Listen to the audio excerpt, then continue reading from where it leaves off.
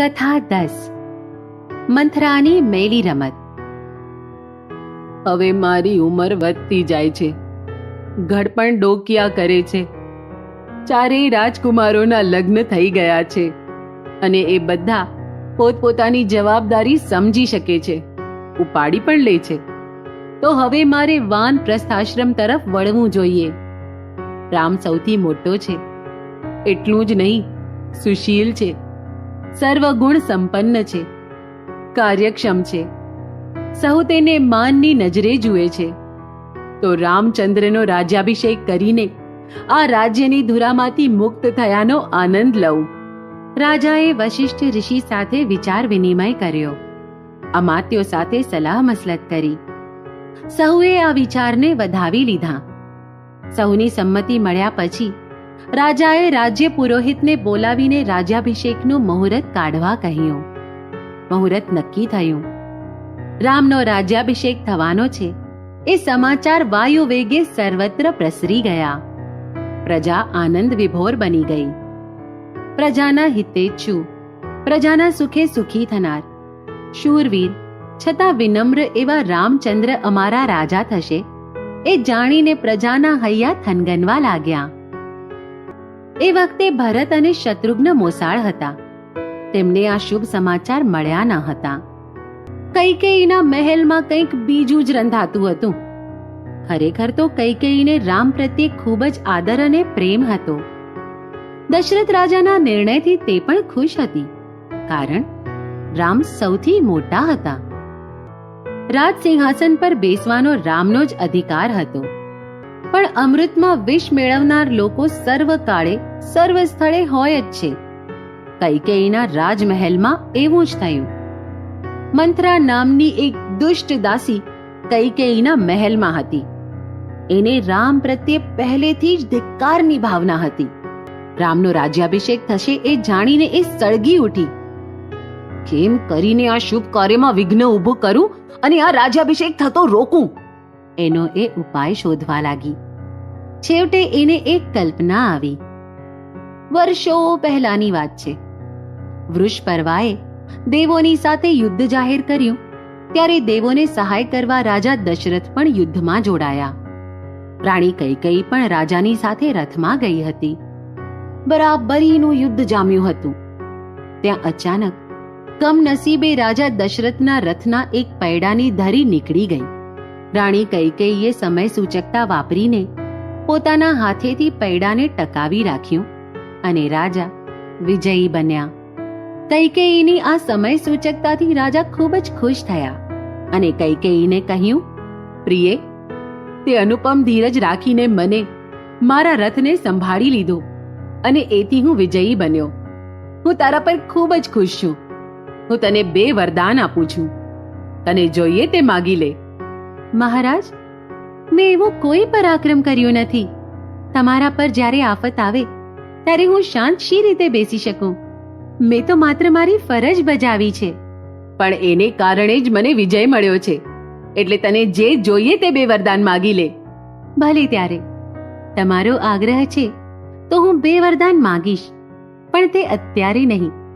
ગમે ત્યારે મને જરૂર પડશે એટલે માગી લઈશ. ઠીક છે, તારી મરજી. મંથરાને અત્યારે એ પ્રસંગ યાદ આવ્યો. એ ખૂબ ખુશ થઈ. તેનો આનંદ સમાતો ન હતો. તેના મગજમાં એક કલ્પના ઝબૂકી ગઈ. બદલો લેવાના વિચારનો કીડો સળવળીને બેઠો થયો. પોતાની યોજના કૈકેયીને ગળે ઉતારીને પોતાને મનપસંદ પરિણામ લાવી શકશે આવા કુટિલ વિચારથી માનોએ દોડવા જ લાગી. મંથરા પહોંચી સીધી કૈકેયીના મહેલમાં. એલી મંત્રી, આમ ધસમસથી કેમ આવી ચડી?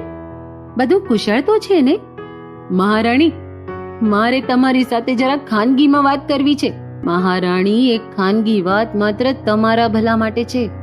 આપણા ભરતના કલ્યાણ માટે જ છે. એટલે મહારાજ પાસેથી તને કઈ વિશેષ સમાચાર મળ્યા છે કે શું? નહીં મહારાણી, આ રાજ્યાભિષેકને કારણે તમે ગમે એટલા આનંદમાં હો, પણ મને તો ડર જ લાગે છે. ડર? શાના વિશે? તમારા વિશે અને તમારા લાડકા કુંવર વિશે. મહારાણી, રામ ગાદી પર બેસશે એટલે તમારા ભરતે તેના દાસ થઈને રહેવું પડશે. એટલું જ નહીં, પણ આજ રામ તમારું અપમાન કરવામાં ખચકાશે નહીં. જ્યારે જા મંત્રા, રામ આવું કદી ના કરે. મને રામ પર પૂરો ભરોસો છે. આવા અંધવિશ્વાસ પર રહેશો તો રાતે પાણીએ રડશો અને કહેશો કે મંત્રા ખરું કહેતી હતી. મંત્રા, તું તારા ઘરનું ઝાંકે રાખે છે. મહારાણી, સત્તા હાથમાં આવે એટલે માણસને સત્તાનો પારો ચડે, અને એવા પારામાં માણસ પોતાના પ્રિય મિત્રની પણ ઓળખાણ રાખતો નથી. ઉપરાંત રામ રાજા થાય પછી તમારા ભરતનું હિત જોશે કે?